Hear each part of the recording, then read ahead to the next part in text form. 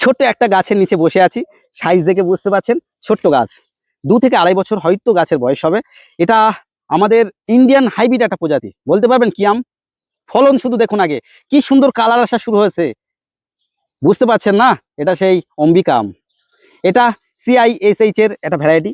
দেখুন এইদিকে প্রচুর পরিমাণে কিন্তু ফলন ধরে, দেখুন অসম্ভব সুন্দর ফলন ছোট্ট একটা গাছে। উপযুক্ত জায়গা থেকে অবশ্যই আপনারা এই গাছটা করতে পারেন।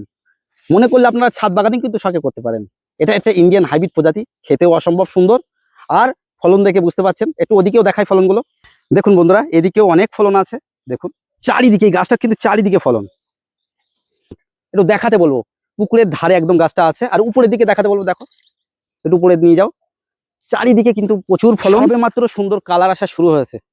আর এই গাছটা দেখে আপনারা অনেকে বুঝতেই পেরেছেন কোথায় আজকে আছি কাকদ্বীপের আমাদের প্রিয় সমরেশদার বাগানে।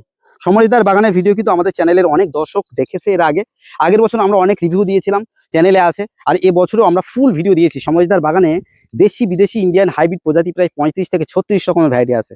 আপনারা যদি দেখতে হয় তাড়াতাড়ি আমাদের চ্যানেল ভিজিট করুন, দেখে নিন। আর আজকের শর্টসে দেখালাম এটা অম্বিকা আম, আপনারা অবশ্যই লাগান, এটা খুব ভালো একটা ইন্ডিয়ান হাইব্রিড জাত। কেমন লাগলো আজকের শর্টসটা? যদি কিছু জানার থাকে কমেন্ট করবেন, আর যদি ভালো লাগে একটু লাইক করে চ্যানেলের পাশে থাকবেন। টাটা।